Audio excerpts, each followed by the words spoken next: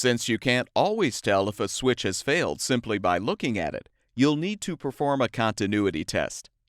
A continuity test will determine if a continuous electrical path is present in the switch.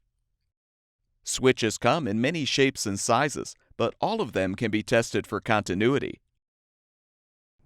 You can choose from a variety of multimeters to perform the test. For this demonstration, we will use both analog and digital models.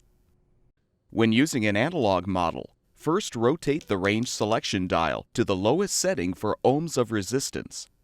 Then calibrate the meter by pinching the probes together while adjusting the needle to read 0.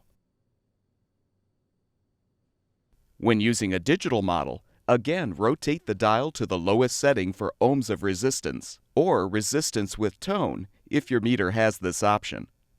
Before you begin, make sure the switch you're testing has been removed or isolated from the appliance.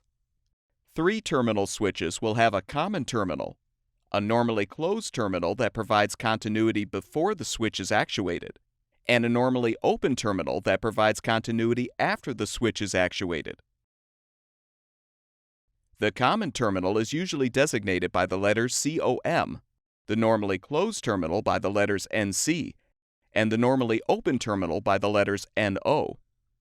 To test the switch, use a probe to touch the common terminal and the second probe to touch the normally open terminal. Now actuate the switch. If the meter reading shows 0 ohms of resistance, the switch has continuity. If the needle does not move, or the digital display does not change significantly, there is no continuity, which means the switch is defective. Repeat the test for the normally closed terminal to determine if it has continuity.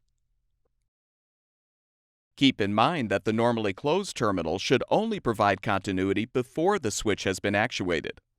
Likewise, the normally open terminal should only provide continuity after the switch has been actuated.